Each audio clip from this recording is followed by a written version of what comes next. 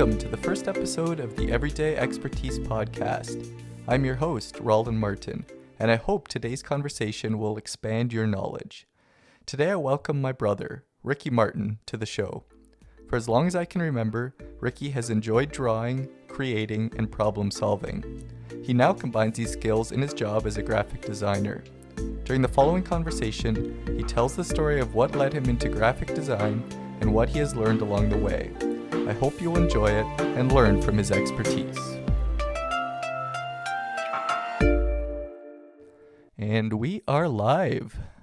Thank you so much for doing this, for being on my very first podcast episode, Everyday Expertise.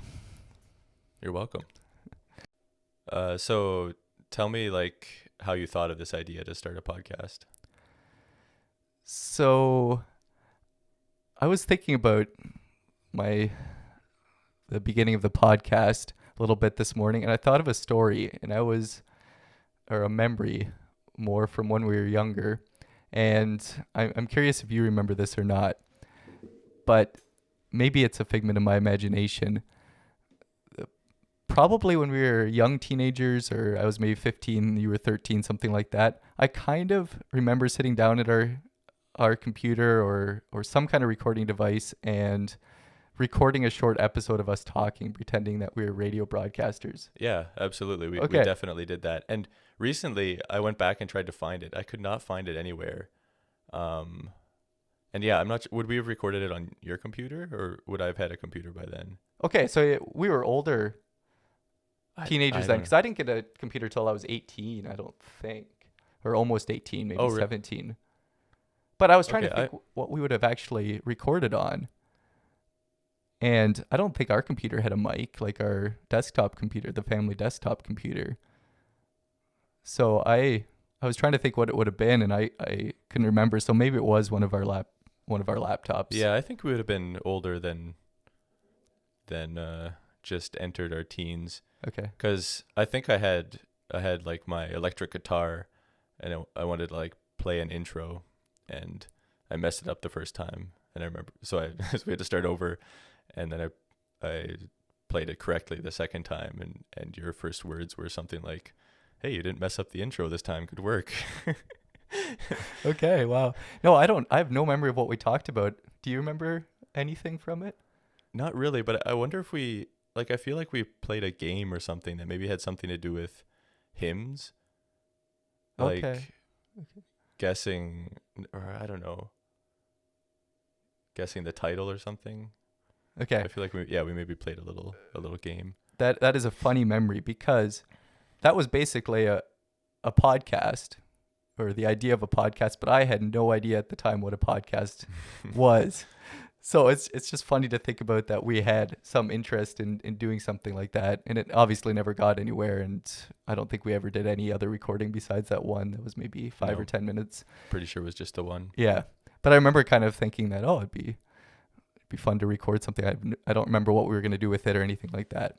But I bring that up because this idea has maybe been something that's been brewing for a little longer than just the last few months when I officially came up with the idea. So I got introduced to podcasts about 2 years ago, I think, is when I started listening to them regularly, and started listening to them when I run, when I drive, or just doing mindless chores by myself, and have really come to enjoy them and learn a lot from them. I've listened to some that are a little more professionally done, some that are just two dudes talking, and even amateurs on a subject, and have come to enjoy that type of learning and listening in on conversations, that kind of thing. So with doing that, I don't know if I ever had the idea to do one on my own when I was listening to them. No, that's not actually quite true. I remember, I think last year one time I got the idea that I should maybe do a podcast on running, where I would have people on to talk about their running experience, what kind of races they've done, what their goals are. But I don't think I ever told anyone about that idea. Mm-hmm. And so had never thought seriously about it. But this spring, when soon after COVID-19 had hit, and I was at home and looking ahead to the summer of not having a job and thinking about possibly what projects I could do to keep myself busy, that kind of thing.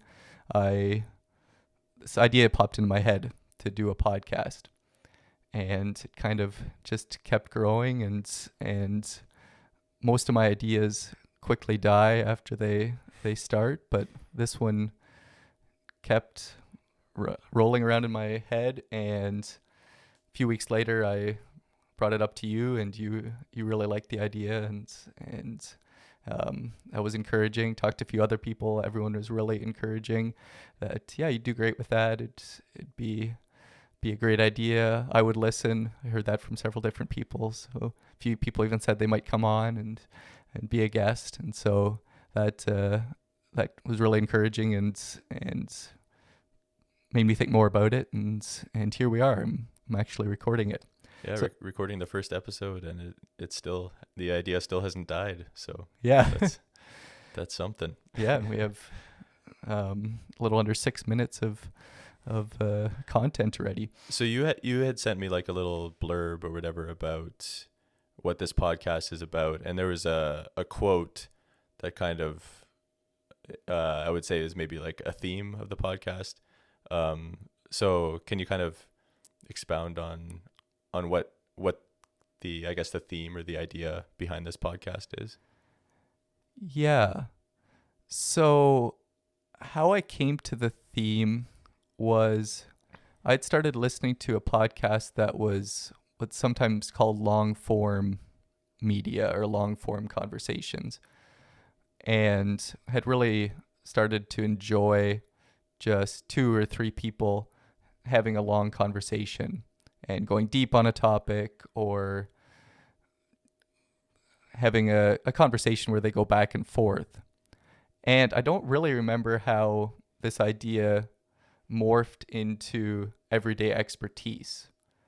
But somewhere in there, I got the idea that it would be interesting to have people that I know onto the show and interview them, spend maybe a considerable amount of time, an hour or two, asking them about their career or their hobby. And as soon as I got that idea, a whole bunch of people that I know well popped into my mind, and different ideas of what I could ask them about. And so that's kind of where the idea grew from. And I really enjoy asking people about what they do or about their hobbies, and asking them questions, learning everything I can. So it seemed like a natural idea for me, and something I was really excited about. I forget what the exact quote is that you sent, but something along the lines of like, everyone you meet in life has something to teach you, or knows something you don't, or something like that. And yeah, I like this. I had one professor who said something along like similar to that, and ever since he said that, it's kind of changed a little bit the way I interact with everyone. I think I think it's just a really good philosophy to have, just that you can learn something from everyone, and yeah, everyone knows more about a certain subject than you. So yeah. Do you know where I first heard that idea? No. It was from your friend Stephen Gingrich. Oh really? Yeah, I think it was one time when we were visiting you in Guatemala, and he said that, I think he said it was something that his dad always told him. Okay. I don't know if I'm remembering this quite correctly, but his way of saying it was something along the lines of, you can learn something from the beggar down the street Mm-hmm. as much as you can from the successful businessman that you're talking to. Yeah. So that was the first I'd heard the idea, and it's always stuck with me that you can learn something from everyone. Yeah, that does sound a lot like Stephen. Yeah, and everyone's an expert on their own situation. Like, Exactly. no one knows their story better than them, and so we can learn something from everyone's story. So that's the goal, is for me to learn from the people that I interview, that I talk to, and then hopefully that if people start listening to the podcast, they can learn something from conversations as well. Yeah. So I was also gonna ask, why people should listen to it, or what can people expect to gain from listening to this podcast? I think just the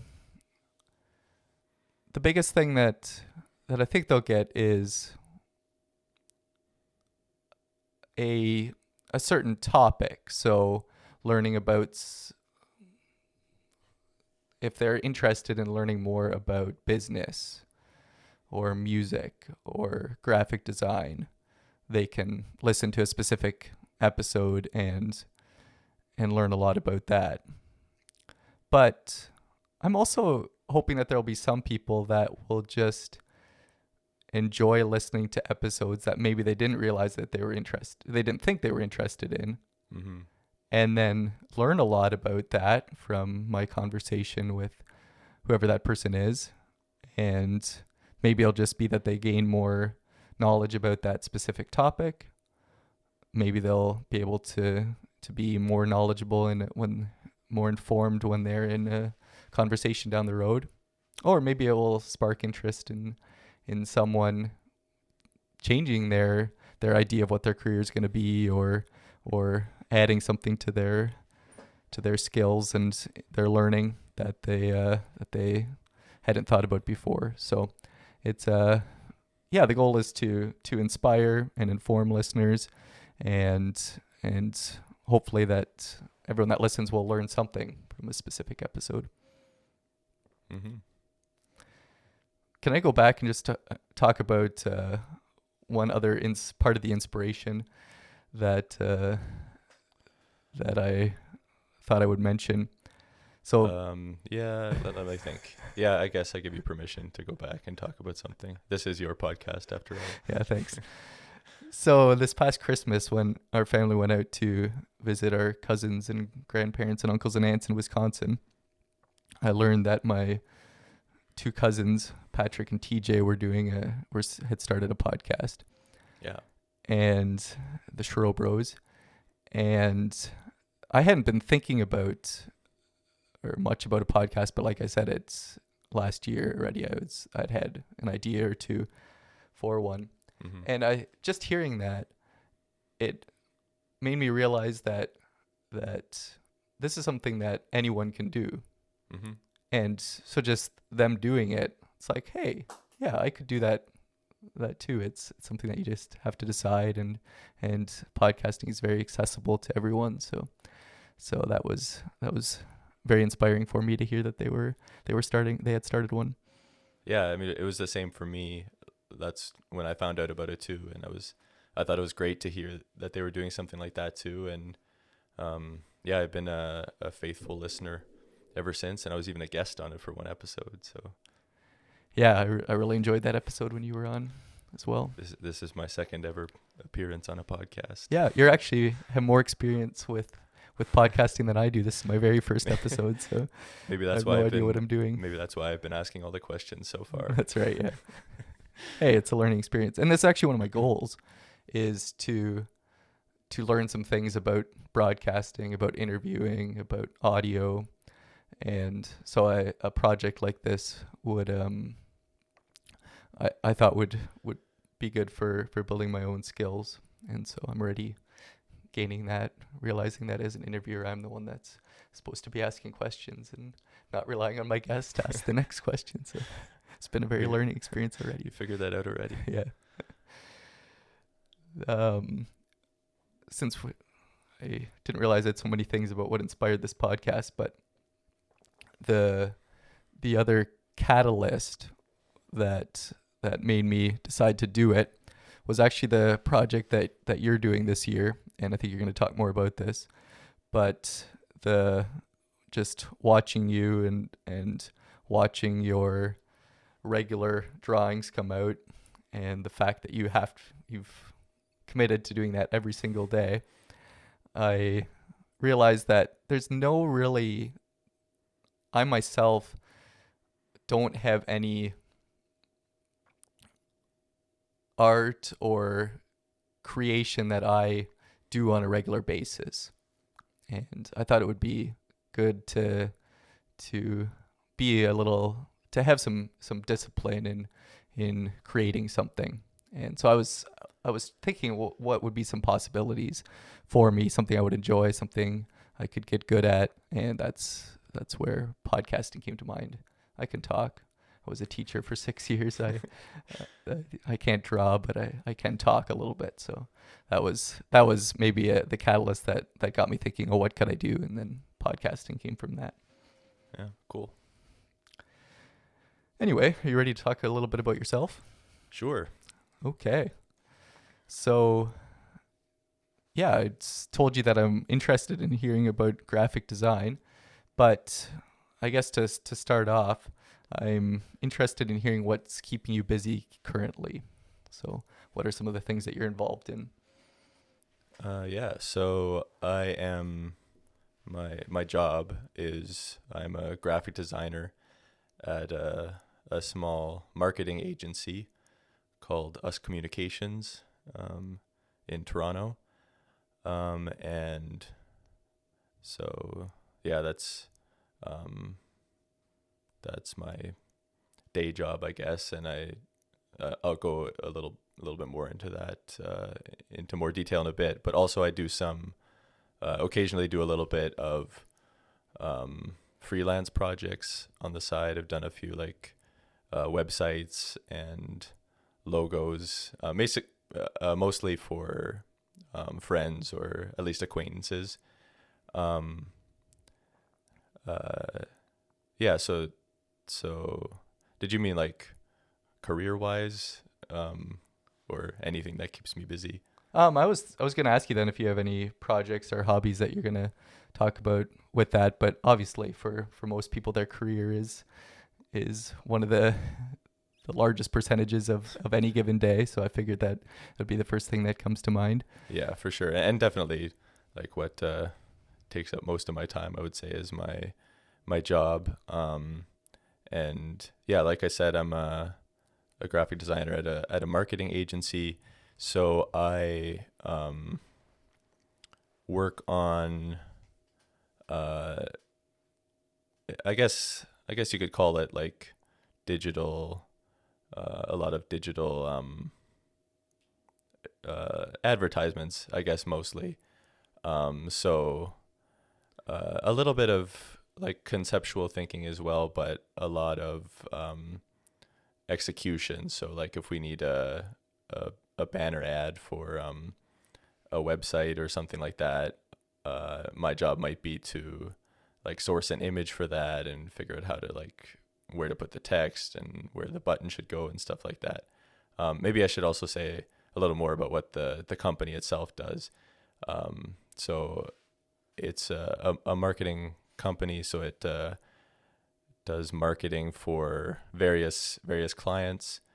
So anything from websites to digital advertisements and print advertisements, and it's basically like a I don't know what you would call it, like a full service thing. Even like social media content strategies and stuff like that is what we do. But yeah, like I said, my job is mostly working on the actual execution of those like websites or digital ads or whatever. So you're designing the actual, what we actually see if we see one of your ads? Is that what you mean by the execution? Yeah. Yeah. Yeah. Okay. So if when I can't think of what I was going to ask you exactly there, but I guess you kind of mentioned this a little bit, but the when you say digital, does that mean something specific, or? Well, just as opposed to print. Okay, so there's a difference between digital and print. Yeah, like by digital I mean something that you'd see on your phone or computer. Like on a website, like you've probably seen those like web banners. Like they're really Right. annoying because they're that's not the reason you went to the website. And yeah, and then print would be like billboards and bus shelters and stuff like that. Gotcha. Yeah. So, and you could, any project you could be assigned to either, or are you specifically working on one of those two? No, it varies quite a bit. Yeah, it could be either. And I get to work on more stuff besides just ads like that. Like I've also got to do a little bit of branding, which has to do with like a company's logo and basically their look and feel, we like to say. So their logo and their colors and how that lives across all the touch points. another Yep. buzzword, but like, yeah, how does it look on a business card? How does it look on a storefront if they have one? How does it look on their social media? It's all a part of their brand. So I've got to work a little bit on that. I've also done a little bit of got to do a little bit of video and motion graphics, which is some of my favorite stuff to work on. But yeah, I'm not sure if I mentioned this, but it's a smaller agency. I think there are 12 of us. So it's not really big, and some of those are more like the client side, rather than the creative side. So they're not working on the actual execution of the material that we produce. So what I was going to say, the nice thing about working in a small agency like that is the variety that you get. From what I mean, I've never worked for a larger one, but from what I hear, if you're at a bigger one, it's probably going to be, you're probably doing a more specific job. Because you're And- on a certain team Right. in that company.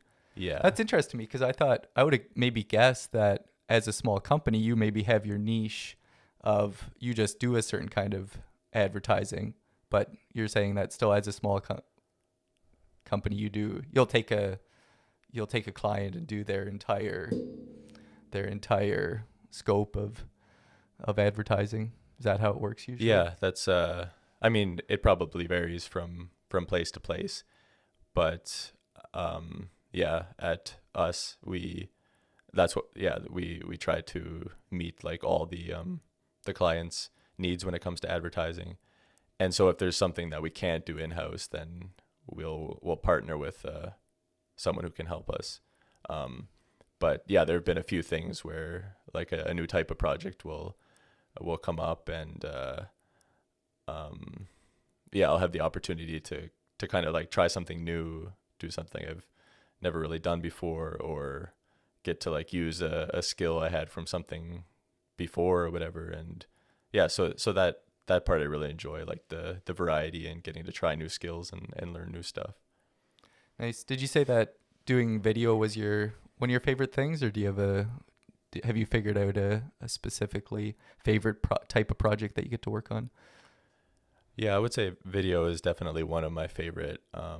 I really enjoy branding too, like, and specifically logo design. I think there's just something really fun about, yeah, especially if it's a startup or something that doesn't, like, they don't have a logo. I think there's something really fun about trying to understand what this business or organization is all about, and then basically trying to sum it up in one symbol, or yeah, in a logo is a lot of fun. How important do you think the logo, the branding is to a company or a startup success? Oh, it's everything. Like when I first thought about this was I was talking to Glenn Yancey one time, and he mentioned that this was when the Mennonite Savings and Credit Union was changing their name or rebranding, whatever you call that, to Kindred Credit Union.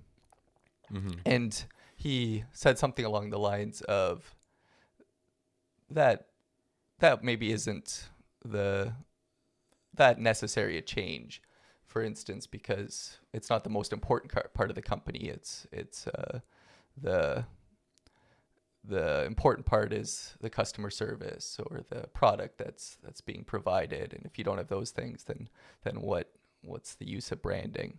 So where do you how would you measure in the importance of branding compared to other aspects of a business? Yeah. I mean, yeah, obviously there's a lot more to a brand than the logo.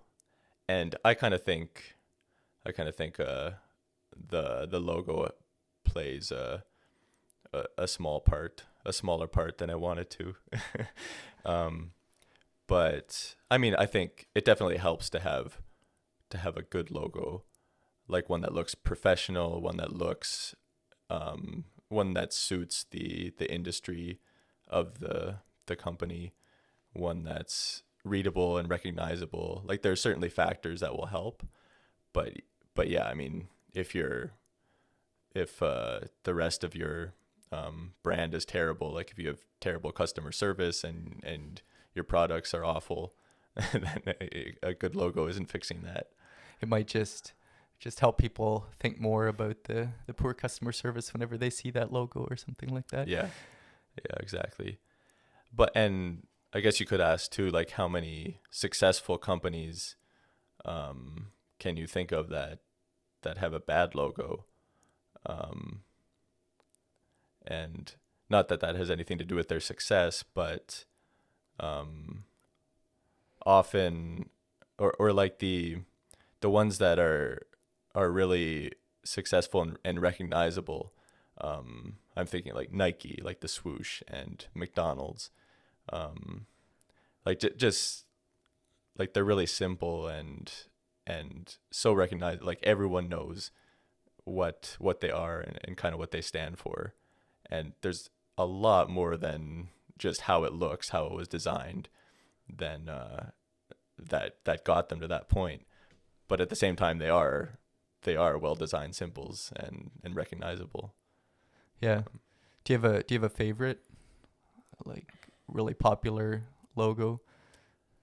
I often answer this question with the FedEx logo because of the arrow in the white space. It was actually Ruth Huber who pointed that out to me when we were on a trip to Seney, Michigan.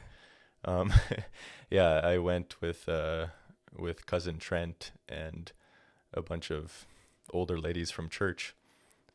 Dad thought I should go because I sort of knew Lyle.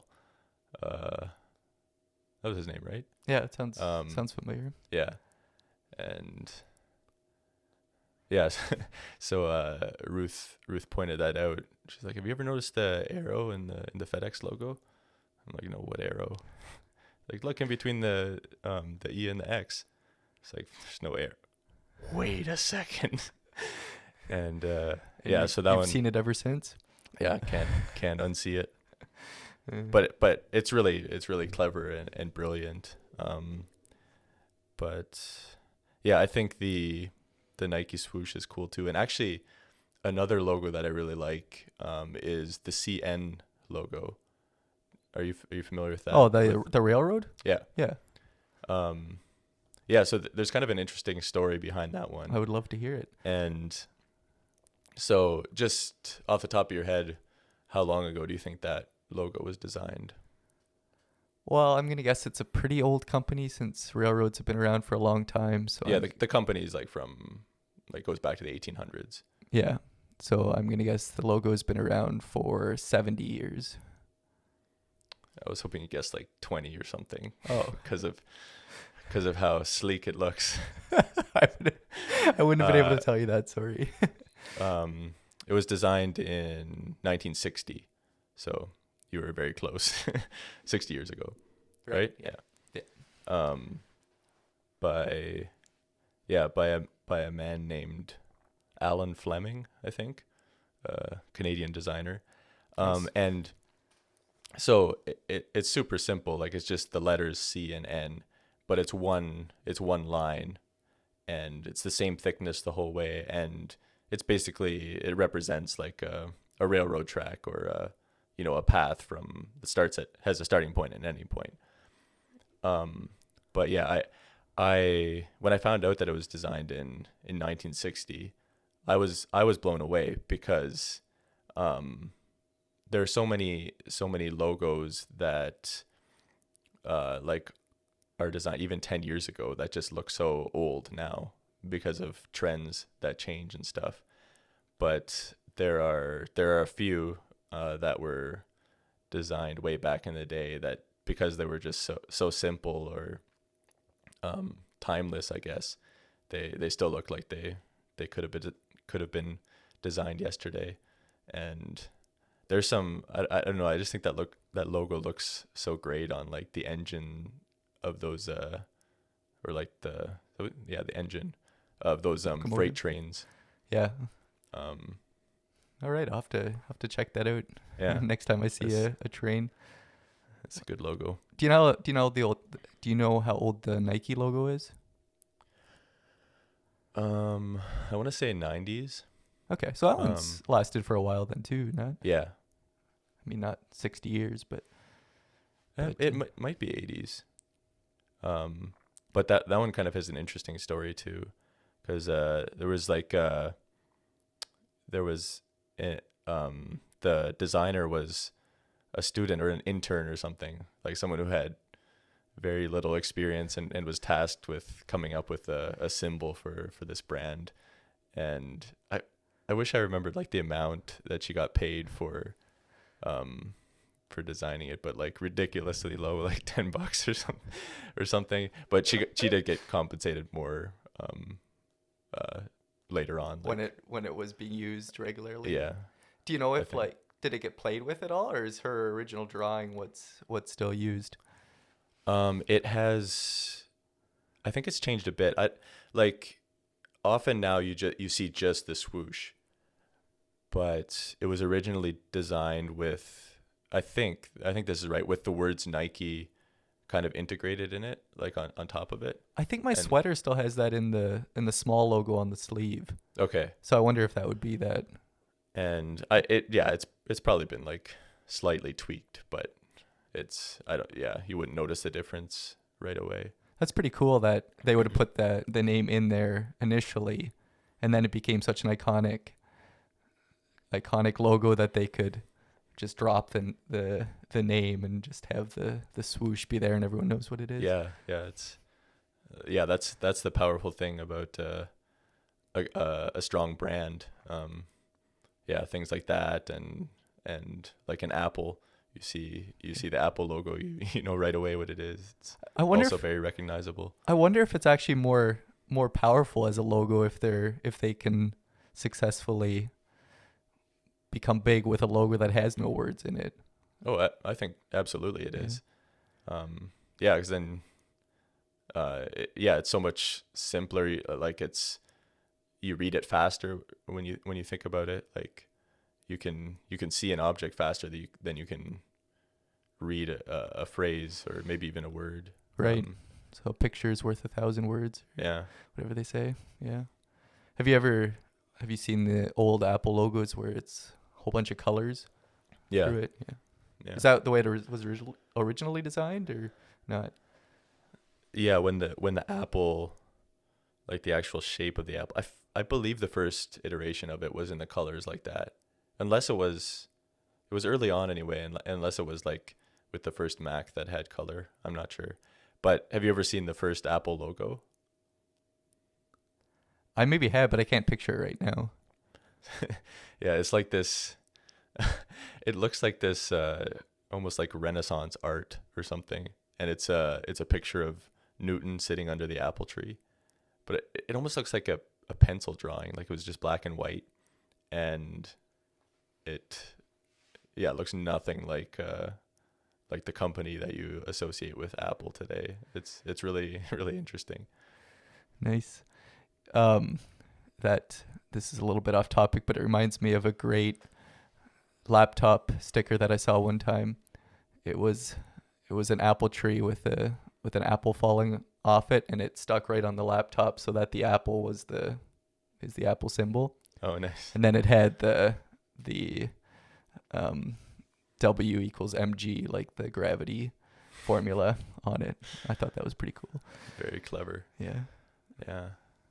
And another logo that I was gonna mention that has withstood the test of time is Coca-Cola. If you look at the original Coca-Cola logo, it's almost identical to what it is today. And It's just the name, right? Or am I not thinking of it correctly? yeah, Yeah. but it's kind of a fancy letters. Like they're kind of swoopy and swooshy, and I think the one end of the C like kind of goes through the loop of the L in cola. Yeah, so it's kind of fancy or whatever, but yeah, it's been around for over 100 years, I think. Oh wow. Even Um, longer than CN. yeah. Yeah. So, going back to you a little bit, do you do the same thing in your freelance projects that you do on your job?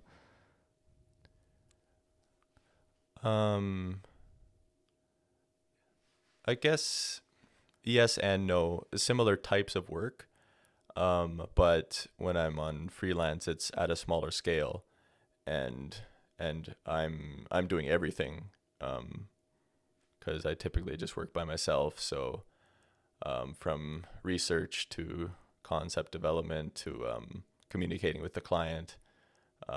Yeah, it's a one man show, I guess. So it's me doing everything. So in that regard, I get into more areas of the job than I do at my day job.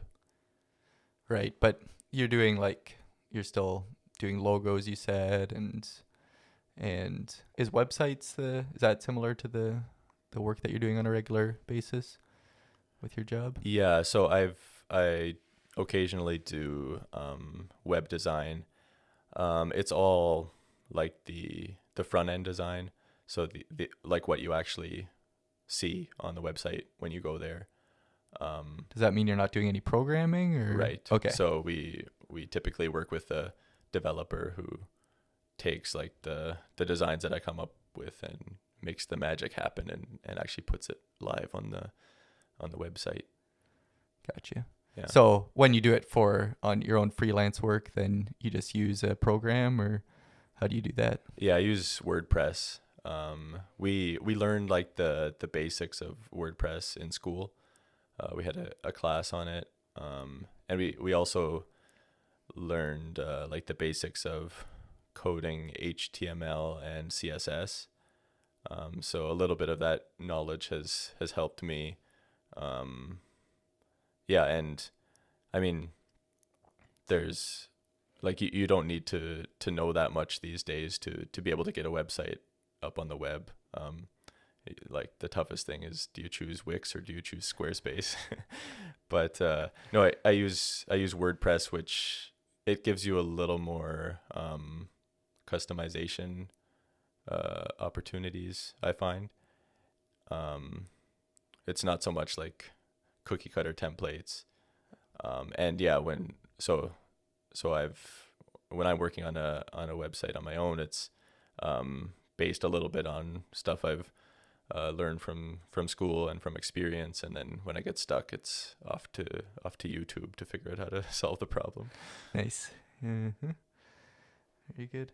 So yeah, I'm interested in hearing if there's any other projects or hobbies outside of graphic design that you are excited about that you wanted to mention.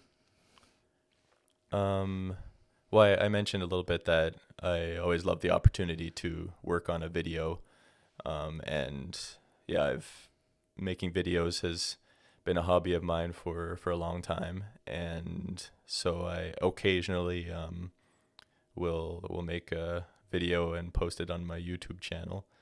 for my 449 subscribers to see. I actually looked at that today and I saw that you were just one short of 450. One So short it of seems like 450, that'll be yeah. a milestone or something. Well, 500 is probably bigger. Well, one step at a time. Yeah. You got to get to 450 before you can get to 500. True, but I mean, why isn't 449 a milestone then? Oh, that's a good point. Yeah, we always like those nice round numbers that end in zeros. Yeah, that's true. Mm. Yeah, so there's video making. I've also been doing a lot of running in the past few years, and so I do that on a regular basis too. Partly to stay in shape, but I also I've come to just really enjoy it too. And like you mentioned, you listen to podcasts when you run. I do the same thing, listen to podcasts or sometimes audiobooks. So yeah, that helps make it kind of a time I look forward to 5 days a week. Oh, nice. You're running 5 days a week. Yeah. Right now. Very good. Yeah. I definitely enjoy the listening to things part of running, like that. I also enjoy the running part of it much more than I used to too, but the two, listening and running, I definitely miss it. And I was again not doing it this past week because I hurt my knee early in the week.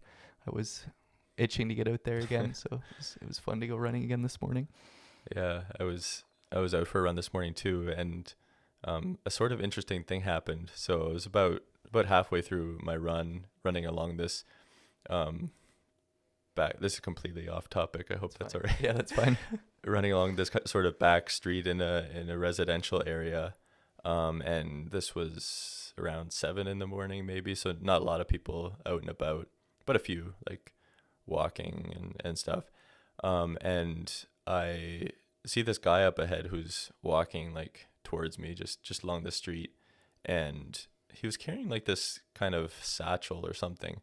Almost looked like he could have been a mailman from far away. But anyway, but it's Saturday.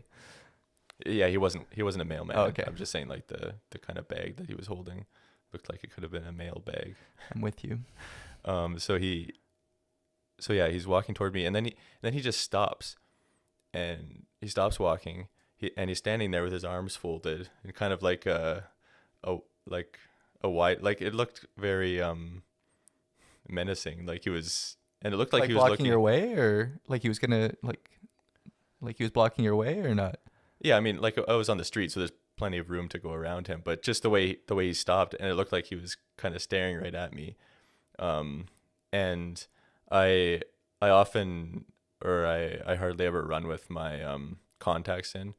I'm because like it's the first thing I do in the morning, so it's kind of a pain. I can see pretty well, just not really, or just like stuff at distances that I can't see well. And so I couldn't really tell if he was looking at me or not, but it just seemed like, I don't know, it kind of scared me.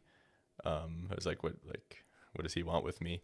And there are these signs posted like right in the middle of the road in this area that say local traffic only, because they had like problems with cars driving through there too fast. So my first thought was like, is he going to tell me I can't run through here? Like, cause like, does he live around here or something? But as I got closer, I was like, well, maybe like he didn't look real happy or whatever. But I was like, maybe I'll say good morning to him and, start the conversation or like just throw a nice gesture out there. So as I was running by, I was like, good morning. And he kind of looked at me, and I think he sort of said it back, but I was already kind of going past. And then after I'm past, I hear him yell something back to me. And so I was like, oh, I better stop and find out what he said, just in case. Yeah, who knows? So I stopped, and I looked back, and I was like, sorry? And he's like, yeah, I got tired of walking. So that's why he had stopped. He just got tired of walking. So was it a homeless guy or? Could have been, maybe. Oh, or you maybe just out for a walk I and might have just been out for a walk, resting. but yeah. You're like, But why did I come back for that? yeah. So yeah, it gave me a little scare, but don't think I would have needed to be scared. It's just, yeah, sometimes that happens when something unexpected happens. Yeah, Anyway. so since we moved to Waterloo in the city, I'm still getting used to people being out that early when I run. And there's a lot of homeless people around our area, and they're often walking around when I go out for my runs. And so I've also learned that they're very friendly. Like most of them are happy to give a nice Mhm. good morning back, and a lot of them are encouraging. They're like, "You keep going, bud. That's great." And it's great. So Yeah, that's awesome. let's I'm curious to learn a little bit more about what got you into graphic design and what led you to your career choice. And so I guess I'll ask it this way: what when do you remember first considering graphic design as a career opportunity? I think the first time I actually I considered it was when I was looking through like college programs to apply to. And yeah, like before that, I mean, I definitely heard the term, but I wouldn't have necessarily known that it was something that people studied. I mean, I guess I would have, but not. I wouldn't have I wouldn't have considered it before that. Um, but I guess I should back up a little bit. So after high school, I didn't exactly know what I wanted to do as far as career, and like whether that involved pursuing more education. But I definitely had an interest in video, and I was able to take an elective in my last year of high school that was like the basics of filmmaking. So I already had some interest in that. But I didn't, I never really, I guess I just wasn't sure how realistic making a career of that was right out of high school, or I didn't have the, like, I don't know, the motivation or whatever to really pursue it or look into opportunities.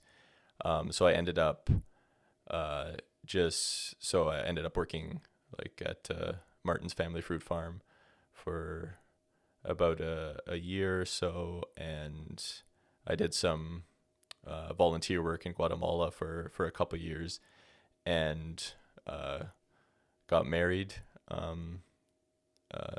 couple years later then. And so by the time I kind of started thinking about career again, it was probably like 5 years after I was done high school. And yeah, I guess that's just kind of how it played out for me. And so I guess I got to a point where I wanted to, I wanted to pursue further education, and almost like it didn't have to be a specific thing, but I wanted to go back to school and just kind of broaden my horizons, have some new experiences, and learn something. So I applied to a film program, film and television it was called, at Humber, and I only really looked at two colleges, and one was Humber because my cousins Trent and Anthony were going there, and it was far away in Toronto, but there had been the opportunity to carpool with them. So I looked at their program list as well as Conestoga because that was the closest option. So yeah, so film was the kind of the my main choice. But that program was pretty competitive for getting in, like a lot of applicants and only a certain number of seats. So I knew and I had done that elective, but I didn't really have any sort of background or anything in it. So I knew there's a good chance that I wouldn't get accepted. So I started looking at some other options too, and you could apply to up to 5 programs. So all the rest besides that film one were kind of related to design. So there's a design program at Conestoga and this design program at Humber that I ended up going with. And the reason I looked at graphic design as a second option was, I think it had a lot to do with my love for drawing. And as a kid, I just loved drawing, and whenever I had the chance, I would just draw. For a while, wanted to be a cartoonist or a professional artist of some sort, and and actually through working at Martin's, though for some of that time, I had a bit of opportunity to do a bit of sort of graphic designish work. They had Photoshop and Illustrator on one of the computers, and they had me occasionally had me take a picture like for a flyer or something like that. And so I didn't know anything about, like, I never used Photoshop or Illustrator, but I kind of learned as it went along. And so I had gotten the basics of that and really loved anything that had to do with those digital drawing and art softwares. And so I think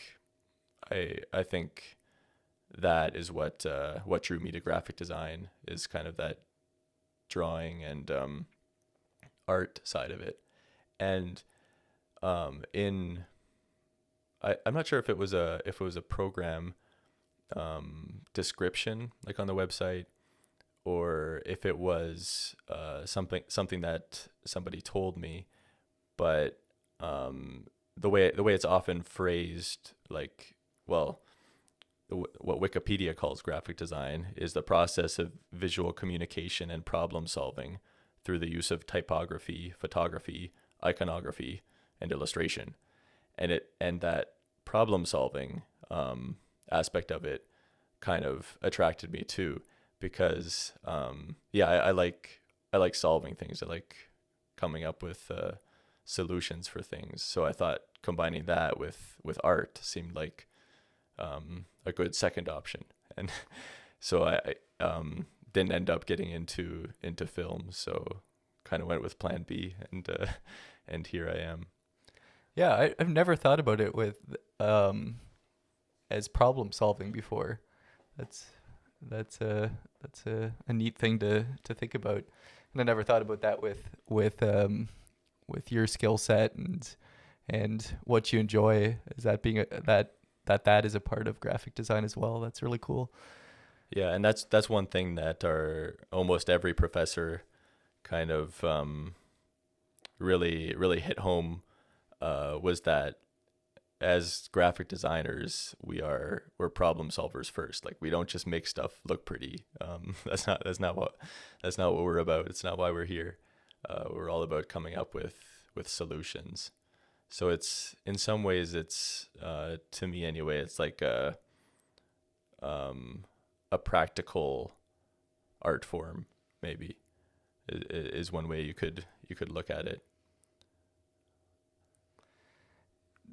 It's interesting to look back and connect the dots that, like you just laid out, that lead up from childhood, and I mean, there's, depending on what you would have done, there'd probably been different dots that would have connected, but it's easy to look back and say, oh yeah, this decision and this skill, this event led you to where you are now. Yeah. Going back to some of those dots, what do you remember when you first discovered drawing, or is it always something that you've enjoyed? To be honest, no, I don't remember discovering it. yeah, I'd say it's something that I just always remember enjoying. Um, there's certainly some things that I think maybe helped me along, so to speak, when it came to drawing. And one of the first ones that comes to mind is in when I was in grade, I think it was in grade 6, and I had Janelle Glick as a teacher, and for almost every single art class that year, we drew from this book called Art Attacks, not Heart Attacks, Art Attacks. And it was basically, it was supposed to be a simple way to teach you basic drawing principles like shading and like depth, stuff like this. But yeah, drawing things using simple shapes, and then as it got more complicated, it got into characters, like silly cartoon characters and stuff.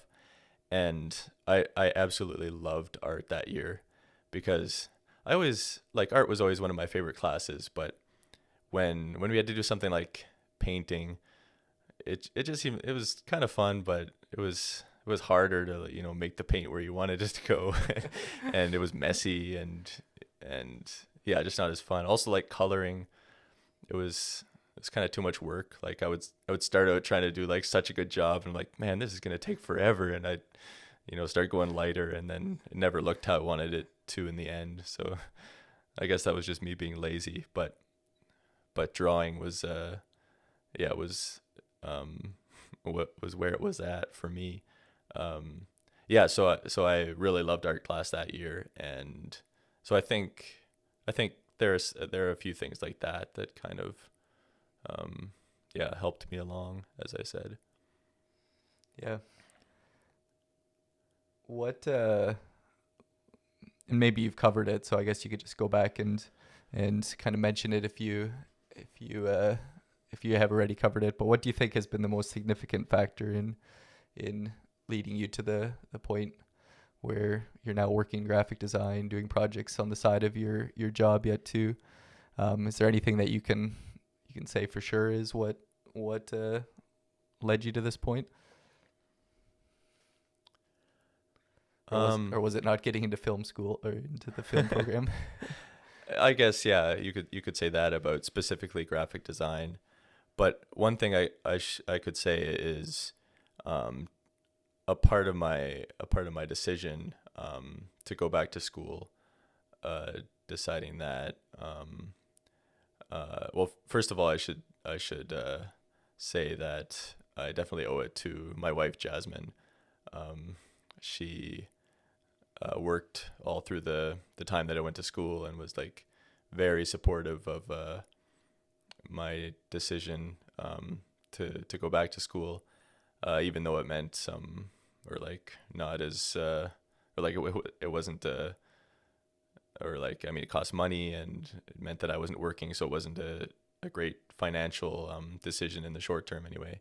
And yeah, so I definitely have her to thank for being so supportive. But for actually making the decision, I think Trent and Anthony inspired me. And so they both went back to school a year before me, and so just I think the fact that they did it, and they picked picked a program, and just went back and did it. Like, it helped me realize that, like, I mean, it's not too late for me. And so I think in talking to them, I kind of expressed some interest in doing something like that for myself. And this would have been right after I got back from Guatemala. So I had done some volunteer work, and returned, and I was back at Martin's, and yeah, just kind of trying to figure out what was next. I had started dating too, so there was all this stuff going on. But I remember they actually, no, maybe I'm confusing the timeline, because I think it was, I mean, I was obviously, yeah, I was married already, like when I went back to school. But I think I was married when I know I was married when we had this conversation. But basically, at some point, I had expressed some interest to Trent and Anthony, or I said like I think it's awesome that you guys are going back to school, and I had expressed some interest in pursuing some education in film or video or something, and so they invited me out for coffee, and yeah, like I remember this very well. They said like, uh, you know, they think if I want to do it, I should go for it. And they're like, we're currently commuting to Toronto. At the time, I was looking at this school in downtown Toronto. But they're like, yeah, we can make something work, and they they even offered to like help me out financially if that was like what was keeping me from doing it. So yeah, that was definitely a moment that I remember. And yeah, so I think I owe at least yeah, like a big part of the decision to go back to school to them. Yeah, and then I mean, graphic design was my second choice, and that's that's what ended up happening. But that's just how it goes sometimes. And so after I didn't get accepted to the film program, I could have potentially like you know, worked on my portfolio or whatever you call it in the film industry, and you know, tried again the next year. But I pretty soon became okay with the fact that I didn't get in, and I decided I was gonna just go for this graphic design thing and see where it led me. I was kind of curious, and you maybe touched on it a little bit there, but um, would it still be your preference to do something in video rather than graphic design, or are you at the point where you actually enjoy graphic design more than making videos? Yeah, so that's a good question. I think um like I think that in a lot of ways graphic design and videography go well together, especially when it comes to video marketing, um, and especially like motion graphics. So not so much images that you would shoot with a camera, but more that you like animation. So you make icons move around and stuff. Is And that actually programming, or how is that done? Like computer um, programming that does that? no, uh, I mean the way the what I use is a software called After Effects, another Adobe a program, Oh, okay. Adobe program, and yeah, you don't need to know any programming. It's all like yeah, basically clicking and stuff. You can get into expressions, uh, and like there's there's so much about all of these programs, but especially After Effects that I don't know about. Like there's still so much more that I could learn. Sorry, what's expressions? Um, so like it's like math. So you might um, so the one I've worked with is called a wiggle expression, and basically so the wiggle is like a function. It's telling an object in the video to do a certain thing, and then there's like an open bracket, and then you put a number in and a comma and then another number, and the first number or one of the numbers relates to a value, and the other one is time. So if it's affecting the position, I think this is why it's called wiggle. You can set it to move, say, 100 pixels, um, and do that once every 1 second.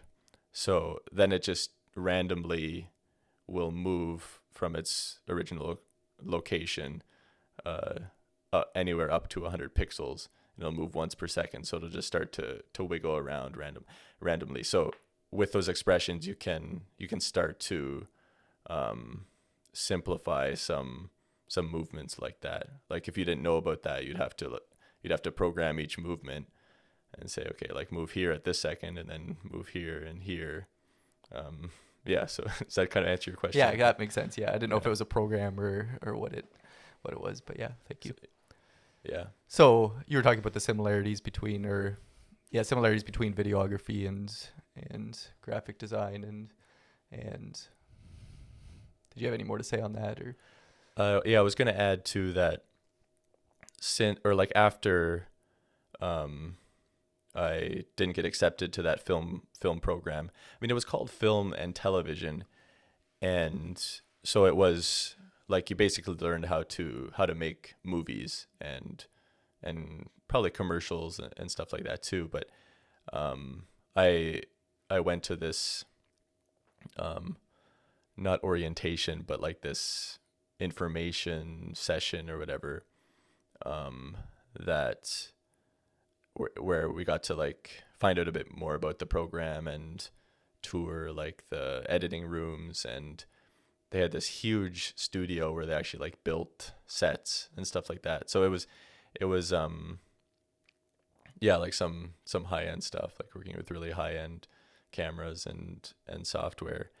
And so when I really thought about that, it seemed like, well, actually, like before I heard anything back from my application, it seemed like the graphic design one option like just seemed more realistic in finding a career afterwards. Yeah, so I think that's part of why I was okay with just pursuing that. It just kind of seemed like it was meant to be in some ways. Yeah. Well, when you were talking about how you didn't get into the film program, I was wondering if, just looking at what you've been sharing as far as your art the last year, and this year you've been doing the drawing, and in the past you've made more videos and things like that. I wondered if you've kind of been finding your interests shifting more towards drawing and graphic design, but is that just what you've chosen for this year, or what kind of led to less videos?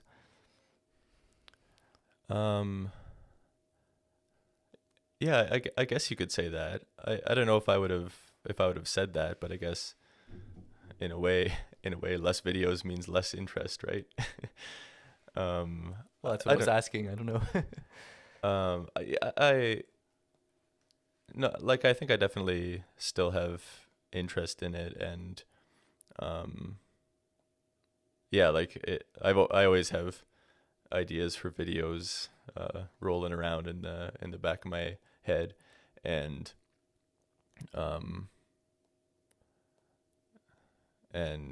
yeah, it just seems like depending on what else is going on, I just don't take the time to make them or whatever. But yeah, I guess kind of my approach has been it's sort of a hobby or something that I can always just have as a hobby and continue to learn and get better at it without necessarily making it my career at this point. Yeah. Very good. Thanks for. Sorry, we're going to say something more there. Well, I was just going to say, so that was how I chose graphic design. But I'll mention that my story isn't quite as cool as one of my friends that I went to school with. He loves to tell this story. He he knew that he wanted to or knew he was going to college, but he didn't know what to apply for. And I think maybe he had picked the college, like he picked Humber, but didn't know what program he wanted. So he took one of those program catalogs that just has a list of all the programs and like a brief description. And flipped through it and stopped at random and like put his finger down on the page and landed on graphic design. He's like, oh, you'd never heard of it before. He's like, what? that sounds interesting. And so he applied, and so he applied, and he graduated with me. And Is he working in graphic design he now? is. Yeah, he's That a is graphic awesome. designer. And he told me recently that he went back to that same catalog and because he wanted to flip through it again, and he was wondering like what would have happened if if his finger would have been just a little bit farther down on the page. And he's like, yeah, I almost got into golf management. Alphabetical order, right? Yeah. That- I told him I know someone who did that program, and he turned out all right. So he probably would have been fine. That's so funny because did he have interest in drawing? And he said he didn't know what graphic design was, but did he have interest? Well, he tells in the story. He like had no interest in it, but yeah, it's kind of the way he is, I think. Just just kind of pick something and go with the flow. Yeah, very different than how I think, I guess, but that's a great story. That's for sure.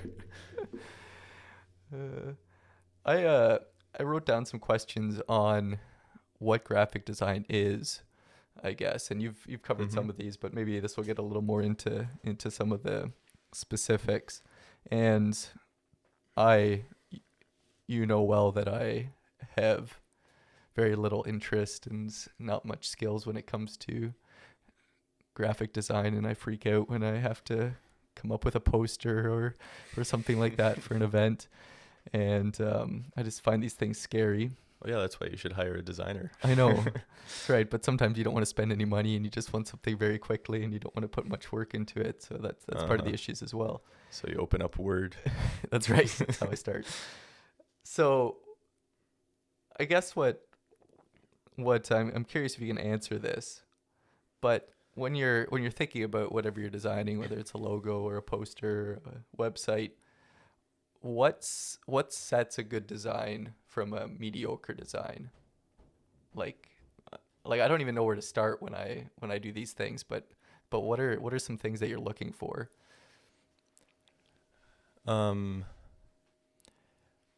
Yeah, so I would say at a basic level, like following good design principles equals good design. So in first year at school, we were taught all these rules basically about what to do and what not to do when it comes to graphic design. So, I mean, like a simple one is make things like make your words readable, like make sure that they're at a size that you can read it from the distance that someone's going to be reading it from. That makes sense. And another thing is hierarchy. So what's the most important information? Let's say we're talking about a poster. What's the most important information? And make that the first thing that people see. So there's a couple different ways to do that. Might be just making it bigger or bolder. Might be with contrast or color.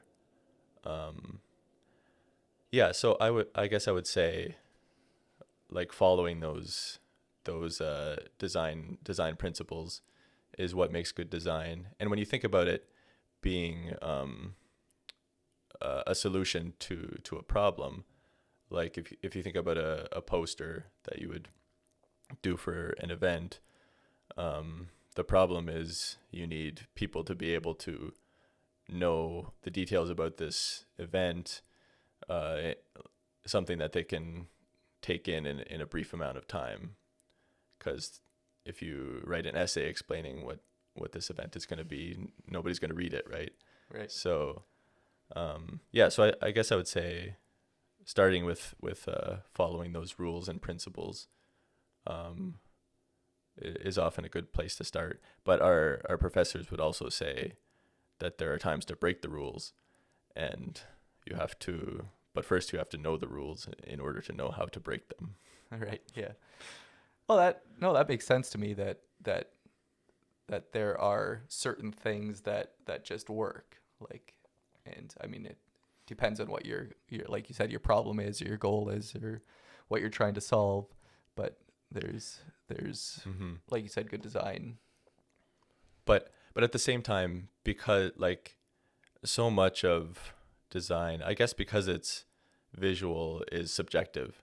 Like you could have a poster that one person says looks really cool and another person says they think it's ugly, or the same about a logo, or anything. And there may be like, could both posters be following all those best practices of design, and one looks ugly to someone and one looks really good? Yeah, I mean, yeah, like they're like everyone is different and sees things differently, has different likes and interests. I mean, like I said, there are some I think objectively good decisions. Like, can you read it? Can you figure out what it's saying? Um, and stuff like that. But yeah, a lot of it is subjective, so that can make it kind of tricky to to have like rules about it. It's not like math. Right. Yeah. So does there become a, like, over time, or maybe it even changes over time, but does there become kind of an accepted pool of, this is good design, this isn't good design, but it's really a subjective decision? Like, even let's say that that the design principles are being followed. Is there, even within that, is there certain things that kind of the pros say is good, and what's become the accepted good design? Or as long as you have good design, are you a good graphic designer? um, I think I think you can design something perfectly, and someone's not going to like it, or someone's going to find something they would have changed about it. Um, One of the ways I kind of find inspiration currently is this website called Brand New, and it's this guy, I think his name is Armin, who runs a design studio, but he basically covers rebrands that well-known companies do. So they come up with a new logo and a new brand, sometimes a new name. He shows the old one and the new one. So he's side kind of by like a side. reporter in I a gue- way, or I guess you could say that. yeah. And and then he like gives his opinion. And so I find that really interesting. And he's obviously like he's really well versed in design principles, and but part of it is his opinion too. Like he'll say, I personally don't like the decision to use this font here because of this or whatever. But then what's even more fun to read sometimes is the comments, because it's all these design nerds. Yeah, yeah, because I'm pretty sure, like obviously that's his main audience, but some people about a certain rebrand will say that like they love everything about this, and for the same thing someone else will say they hate everything about it. Okay, And that, yeah. that's just the way it is. Yeah. This is a little bit of a tangent, but the fact that you said that you like the comments, that reminds me that there's a lot of things that I think YouTube could do better, but I like that they put popular comments up top that you see first. And Oh so yeah, absolutely. and so because of that, I often will read the top 10 comments or something on a video. Mm-hmm. And this is embarrassing, but I've already been reading a book and thought, I wonder what the comments say about this. Yeah. Because I've kind of gotten to gotten used to using the comments as a second opinion, and Mm-hmm. and just a way to see if like if people are agreeing with my critiques of a video or something like that. Yeah, that's interesting. Yeah, I love reading comments on YouTube videos. Yeah, people are funny. Yeah, well, and those obviously make their way to the top, but so not near everyone is probably, but yeah, there are some. I laugh out loud at Oh them yeah, sometimes. me too, all the Yeah. time. Yeah, so I agree. I think that's one thing that YouTube has done well, and yeah, I think now, at least for me, it's just part of the experience. Like after you watch the video, you scroll down or during. Yeah, if it's getting a little boring, let's Yeah. see what the comments are. Yeah. So this is something that I didn't realize until you got into graphic design, but once you got into graphic design, you started talking about fonts all the time. Mm-hmm. I have a distinct memory at when we had a book club meeting at our place one time when we were living in Hawksville, and we were sitting out in the porch looking at the church, at the Hawksville Mennonite Church, and you started critiquing the font or the design on the sign, the way it looked, and at the same time Kenton was critiquing the design of the building. I just thought that was quite humorous. I'd lived beside this building for a couple of years, and I had never thought about the things that you guys were bringing out. Do you remember specifically what I didn't like about the sign? Yes, I'm going to show off my knowledge here. It had bad kerning. Is that correct? You are correct. Yes. So what is kerning? The kerning on that sign was terrible.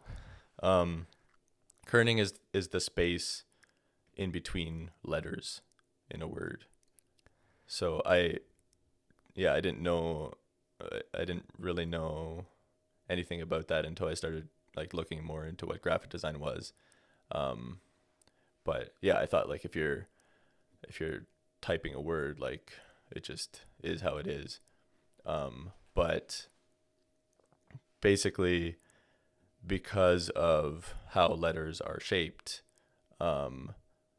in order for it to look like they're spaced evenly, you have to make minor adjustments, like bring a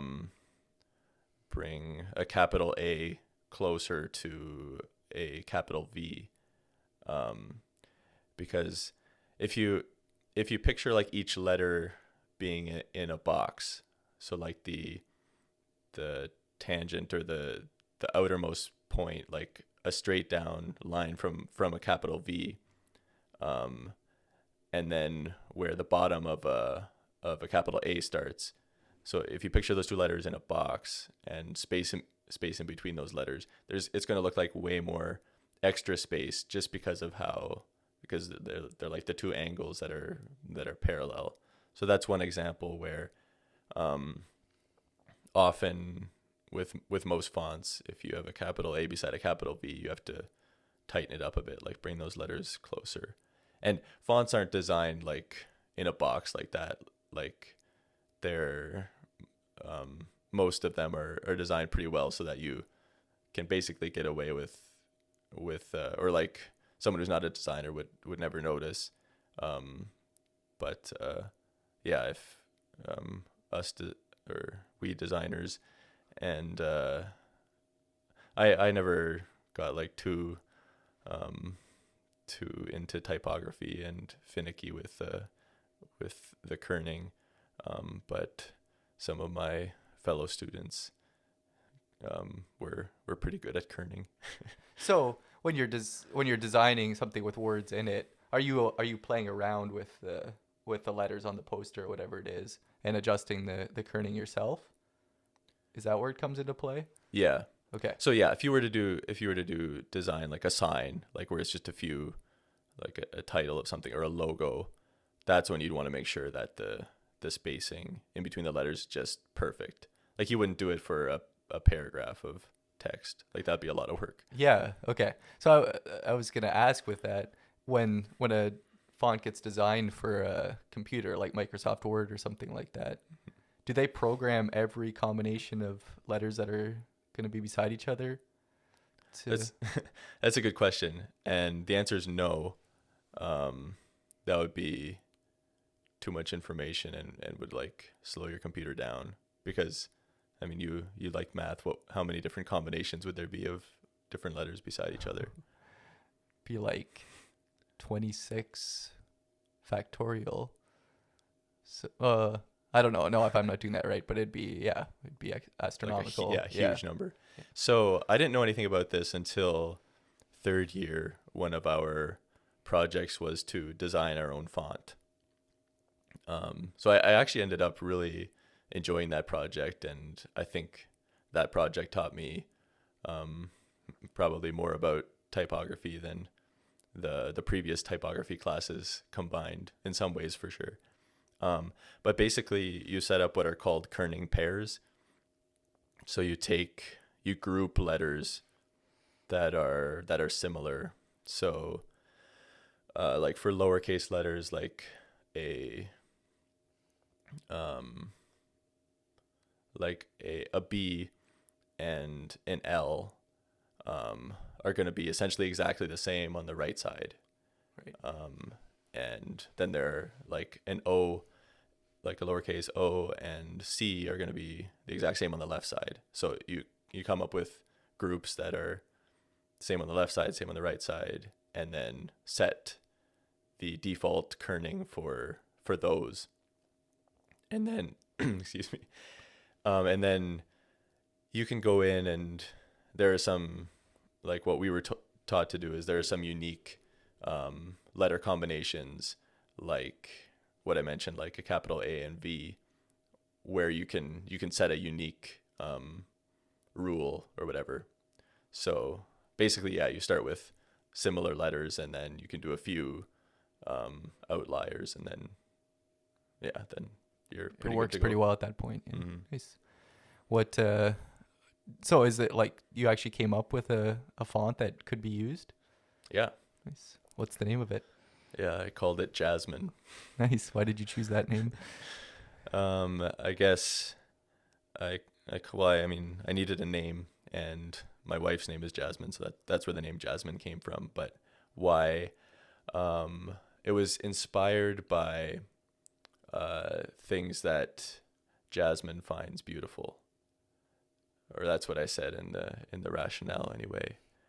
But so it's a serif font, which means it has those extra little hooks like at the tops and bottoms of the letters, as opposed to a sans serif, which doesn't.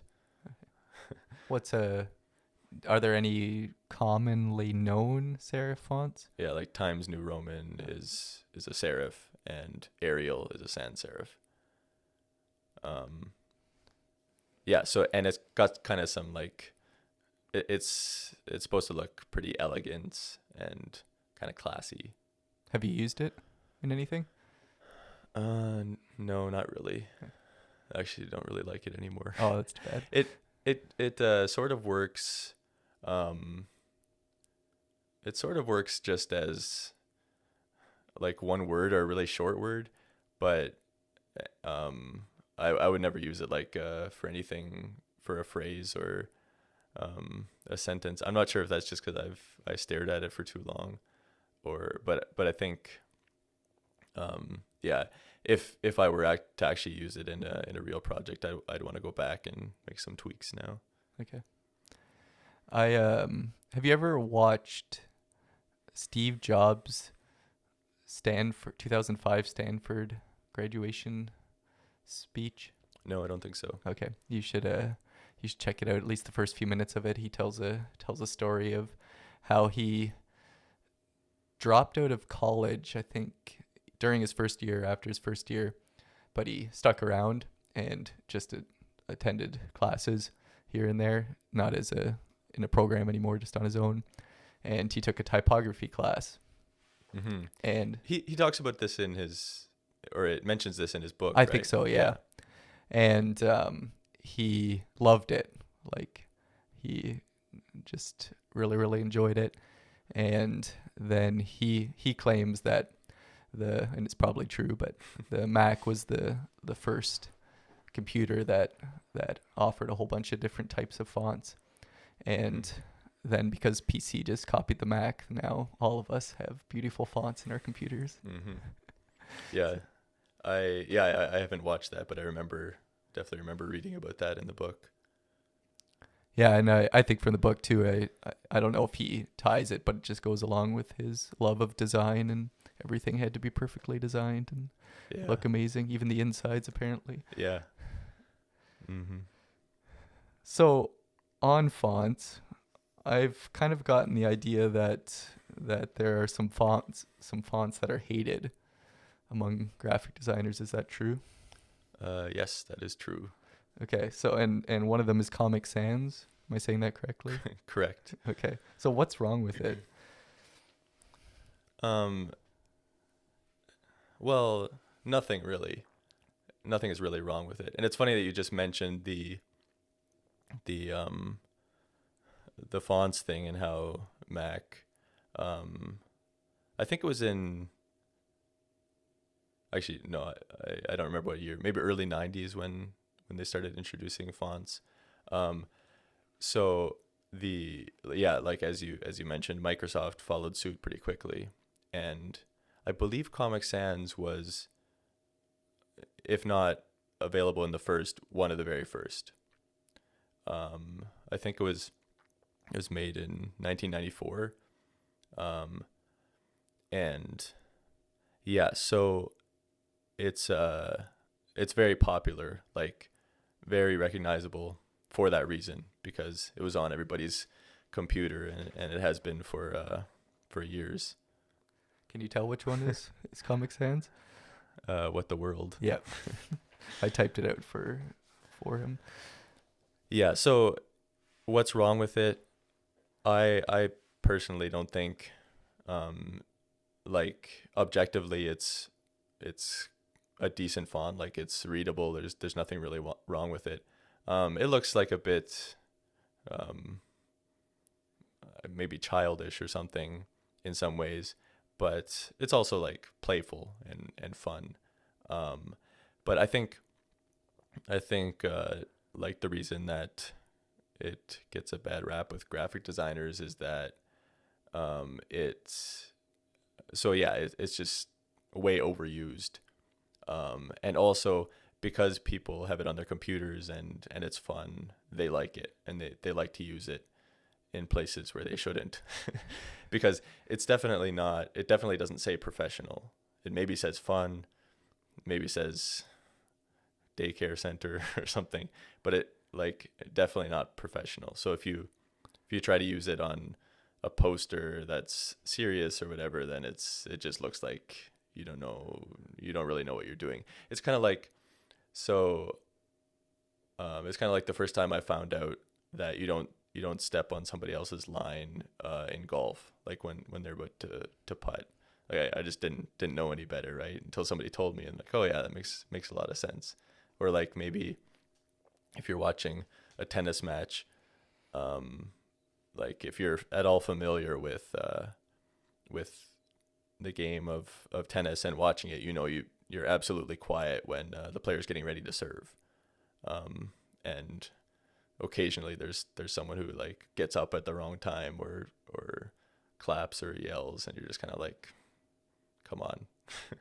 so that's sort of like an analogy. Like there are just times you just don't use Comic Sans. Gotcha. Yeah, and it just kind of, it's something that you learn and pick up, and then it makes sense.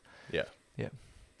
No, it's interesting to hear that it's not actually a bad font.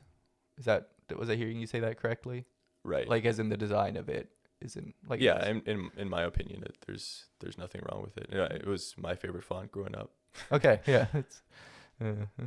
And is Papyrus another one of those?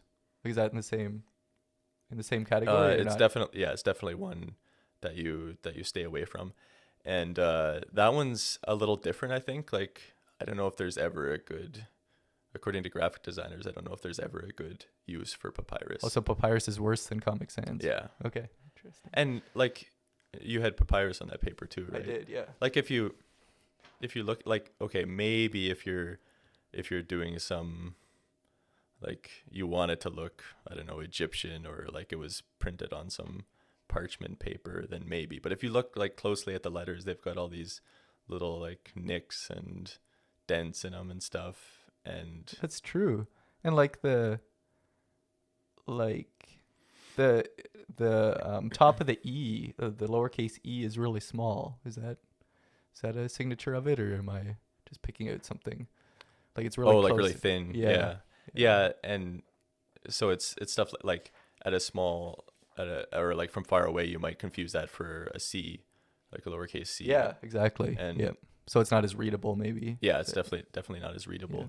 There's a great video that SNL made, um, uh, like Saturday Night Live, and featuring Ryan Gosling, and he's just completely distraught by the fact that,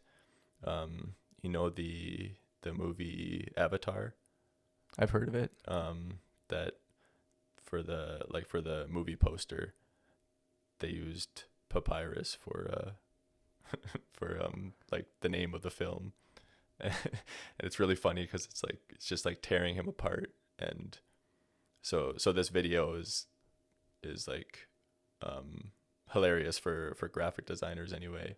It's only like, I don't know, 2 or 3 minutes long, but he's just like trying to figure out like Is he the graphic designer? no Oh, I don't know who he is. is he but in the movie or?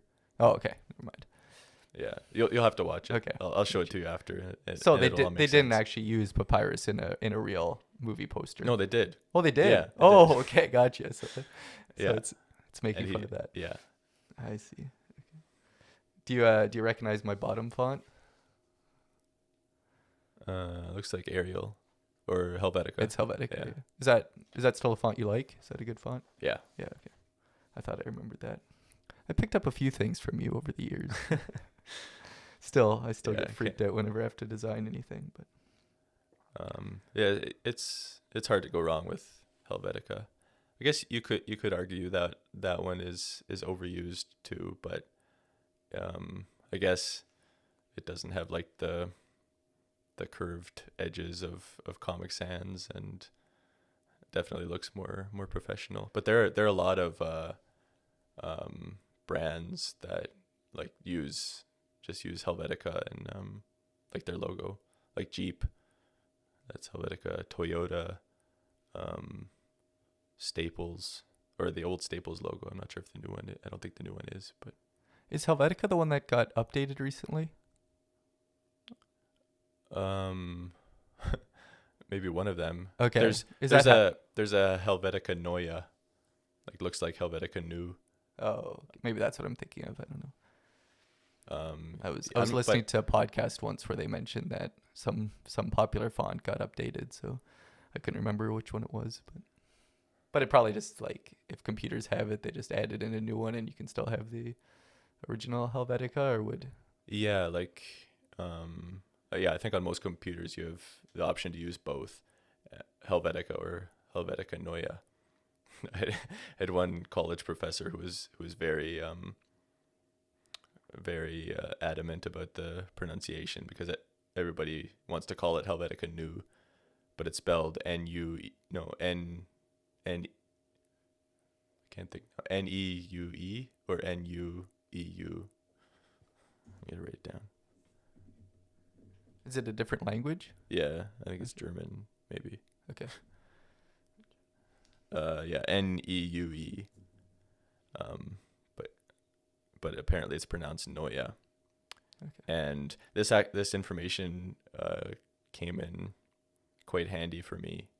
In third year, we had to do these informational interviews, so we had to reach out to people in the design industry that our professor had selected, but we had to reach out to them and schedule a portfolio review.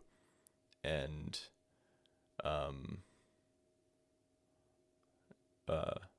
no, sorry, the informational interview was something else, but we had to do these portfolio reviews. And one person that I was with asked me about, I think, what my favorite font is or something. I said Helvetica Neue, and he was very impressed that I got the pronunciation right. So Nice. I was thankful to my professor. Yeah, pick up everything you can, right? Exactly. Yeah. Mhm. So, I'm a little curious how you think of yourself here. Do you think of yourself as an artist when you're doing graphic design? Um, I I guess I would say no to that question. Um, I guess I have this idea that an artist is like creates something um almost from within, um or create something more for the purpose of making the art, whereas most of what I work on has a purpose, like a different purpose, like it's for a specific purpose. Yeah, you're maybe more serving a customer or a client rather than doing it for art's sake itself. Right. Is that where you'd see the difference Yeah. there? So do you Yeah. do things that are art, like in your personal time or? I mean, I would say that like the my drawing hobby is more, yeah, I'd call that art. Yeah. And I occasionally do like some watercolors and stuff like that.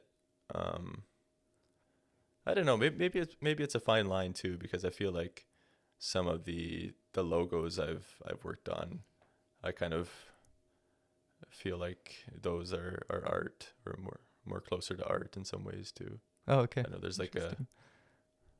yeah. Now that I think about it, maybe there's sort of a there's some, I guess maybe what it is there are some things I've worked on that like have, I don't know, more personal meaning to me, like whether it's I was really happy with how it turned out, or I like put more work into it or something. So I guess I'm more likely to feel like that was art than something where it was just executing a task for a specific customer or whatever. That makes sense to me that the satisfaction you get to it is a sign of how much it's art. Mm-hmm. So I think you could get that in providing something for a client too. Like I don't think that the two things have to be mutually exclusive. Like I think you could really take satisfaction in the job you did for a client, could you not? Yeah, I agree. I don't think there's a fine line between what's art and what's not art. Yeah. So since we're talking about art, tell me a little bit about your project that you've been doing this year and your drawing every day. Sure. So yeah, so I decided at the beginning of this year to do one drawing a day for the whole year. So I I started an Instagram account, and I called it at drawit366, because it's going to be 366 drawings because it's leap year. It is leap year. And the my goal with this was to, um, I guess you could say, kind of tap into whatever it was I loved about drawing as a kid, because in more recent years, I don't I didn't take the time to just draw. Like occasionally, if I would like doodle or something, if I was, I don't know, listening to something, or like sitting in church sometimes. But I would hardly ever draw just for the sake of drawing. And I think maybe what kind of got me more interested in doing something like this again was getting into graphic design, because I use drawing a lot in my work, for coming up with ideas. Like I almost always like to start with a pencil and paper. It's just, yeah, I don't know. There's something easier, and that's kind of how we were taught to, is to start on the paper. And we actually had a drawing, like a drawing class in our first year, and I really enjoyed that, and I think improved my skills quite a bit just with learning some new principles and stuff. Yeah, so actually for a graduation present, my brother-in-law Kenton got me a book that had 365 drawing prompts, and this was in November of this past year. And I decided, you know what, this is my opportunity to really get back into drawing. And yeah, so I was just kind of curious, like if I could keep that up, if I could draw something every single day for a whole year, and also what that would what that would do for me, or like, would it restore kind of like that love for drawing that I had as a kid. And yeah, it's been a good experience so far. Like, there are definitely times when it feels like an annoyance, or like, oh, I got to do my my drawing yet tonight so that I can post it tomorrow. But often I kind of surprise myself, like once I get going, like I've decided what I'm going to draw, and I get going on it. It's a lot of fun. Yeah, I've noticed with when I really don't want to do something, or like something that I have to do, and it's so easy to procrastinate. I found that often it's once I get going, then it goes a lot more smoothly. So I can see how there's value in kind of having that commitment that you made, that I'm going to do this every single day, and you're then held to doing it even if you don't feel like it, and Mm-hmm. that keeps you going. What's been your favorite drawing that you've done?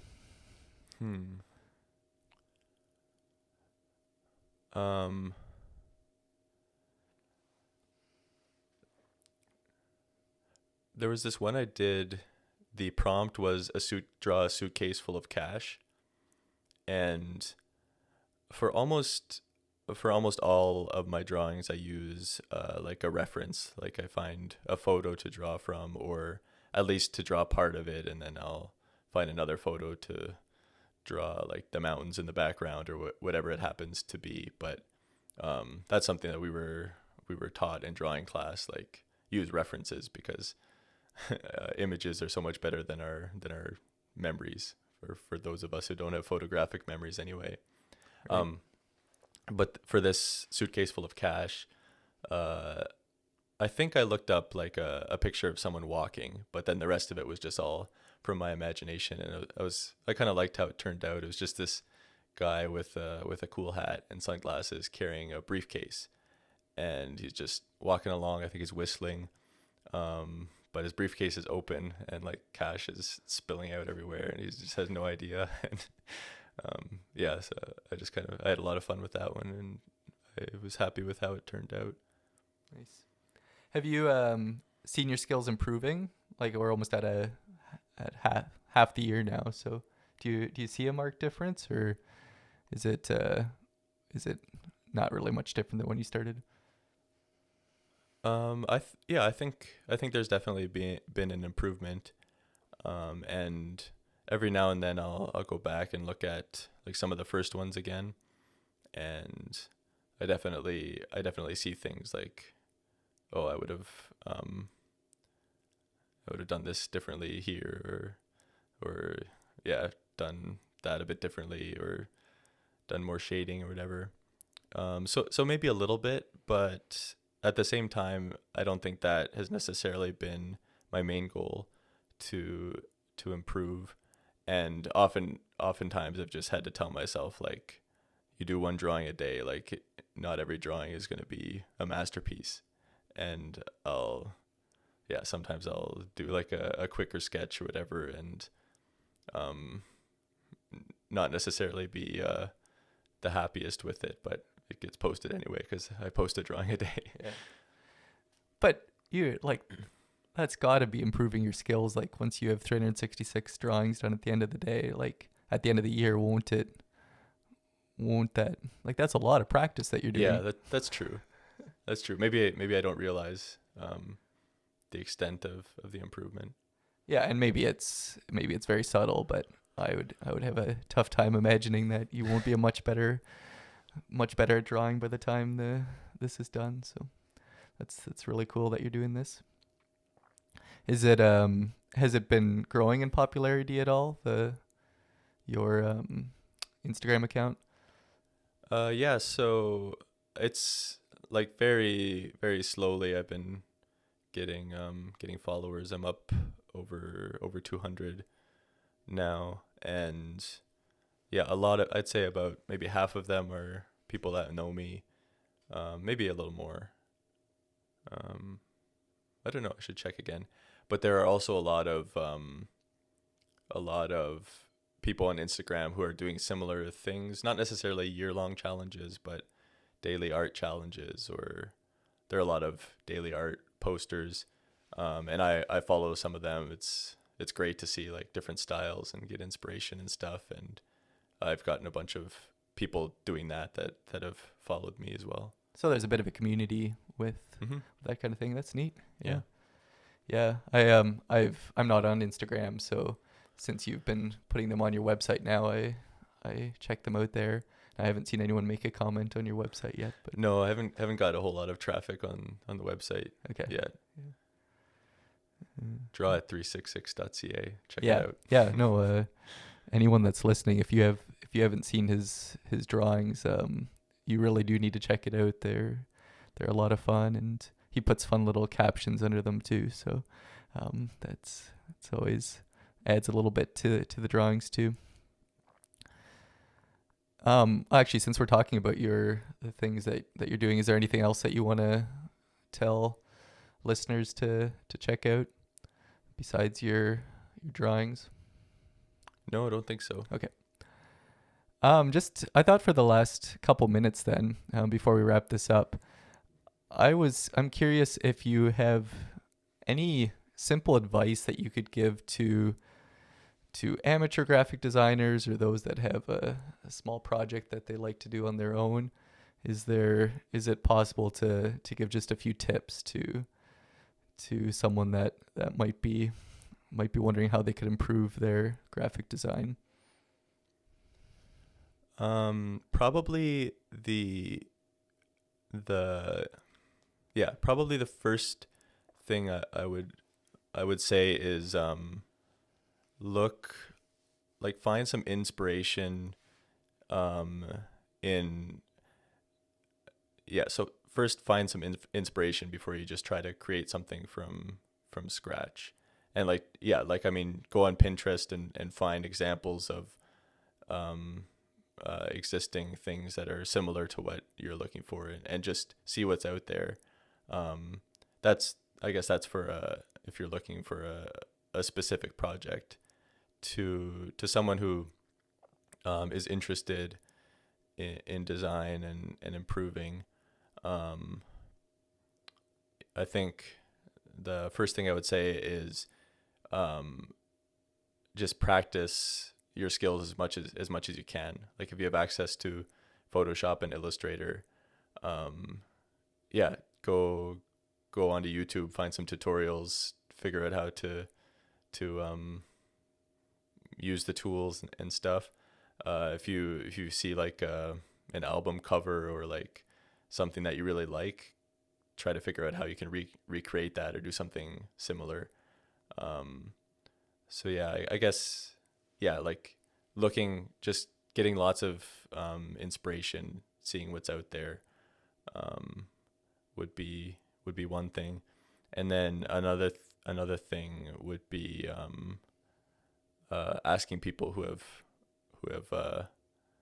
been in graphic design for a long time, maybe stepping outside of your comfort zone and talking to them and asking them for tips or advice. That's one thing that I wasn't very good at, and it's still not very good at. But anyone who I did end up asking has been super willing to share and help me out. So I'm sure that's true of many industries, but I've definitely found that with graphic design, people they just love to share what they've learned. So yeah, find lots of inspiration, practice, and find I guess mentors or people you can ask that are in that field. Yeah, that's great. It sounds like good advice, and it's great advice for other things other than graphic design too. So yeah, appreciate that. Thanks for sharing that.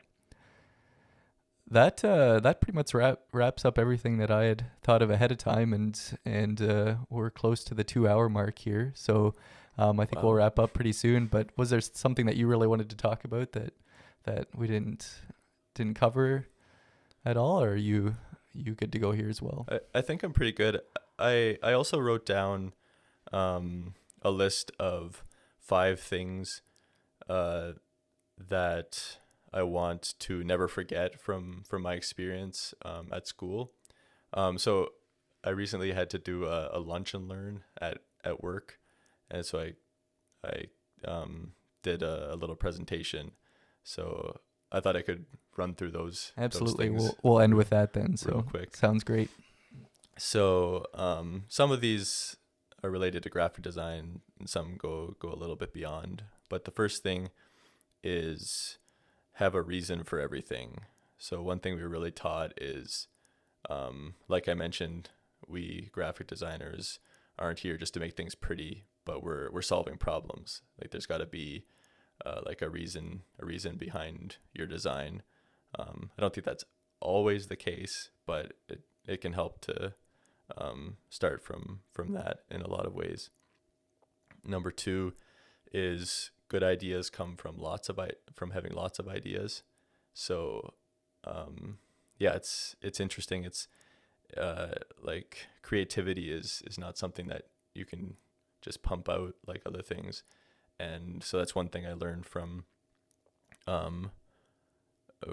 studying and my experience, is that often you just have to get as many ideas as possible down on paper before, and that can lead to ideas you never would have thought of, at least not in like not at first. So lots of ideas lead to good ideas.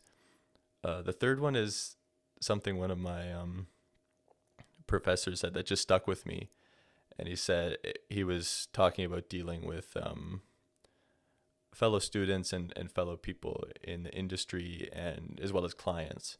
And he said, don't throw mud. So don't talk bad about other people, because 2 things happen when you throw mud. You get your hands dirty and you lose ground. Yes, you do. So for some reason that really stuck with me. And 4 was find your zone. Every now and then there'd be a school project where I would just get into this almost like a trance. Like I just get so focused. And one I specifically remember is I was working on making this pirate money, so designing like a currency. And I stayed up like late into the night to finish, but I was just like working on it nonstop. And at one point, Jasmine came and gave me a Kit Kat bar, like just set it down beside me, and I was like, "Oh, thanks. Yeah, I'm hungry."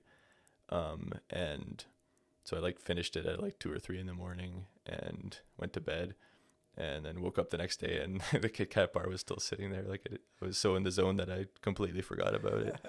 And That's great. Yeah.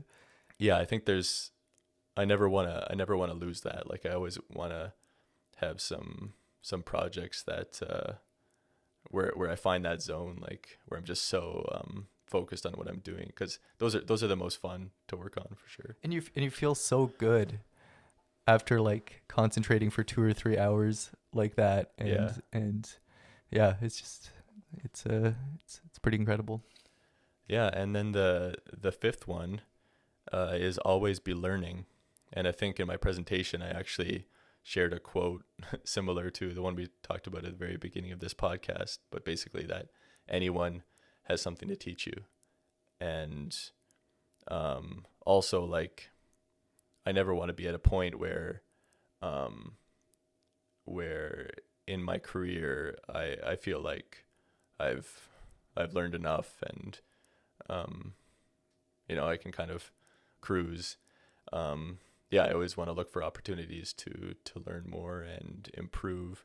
And I think that's especially important with how technology changes things. It definitely affects this industry. So I think it's important to adapt and always be learning. Yeah, well, that's fantastic. Thanks for sharing those and what you'd put into the work to create there. And yeah, thanks for sharing a bunch of your story with me. There's a few stories there that I never heard before, and it was fun to kind of hear it all in one place like this. So thanks for the inspiration and the things that you shared. Yeah, well, thanks for having me, and good luck with future episodes. All right. Thank you, everyone, for listening. And thank you, Ricky, for being my first podcast guest. It was a lot of fun doing this with you. I also wanted to let everyone know that Ricky has been a big help in getting this podcast going. When I first told him about the idea a few months ago, he was really excited and very encouraging for me. And when I asked him to be my first guest, he was very happy about that as well. And then a few weeks after I'd first told him about the idea, he called me up and wondered if I would be interested in having him partner with me in doing this project. And he offered to take charge of marketing and the website and things in that area. And I said absolutely. And I've been very happy to have him on board. He's does fantastic work with the graphics and images. And if you haven't seen some of the things that he's done on social media, definitely go in and check that out. It's been great. If you want to connect with the show, then email me at contact@everydayexpertise.ca. You can also find us on social media and check us out there. We also have a website, everydayexpertise.ca. And on the website, we're going to be including show notes, which will have a little bit more information on some of the things that we've talked about, ways to connect with guests, and maybe some links to some further information, that kind of thing. That's it for now, and join me next week to learn again from the expertise of everyday people.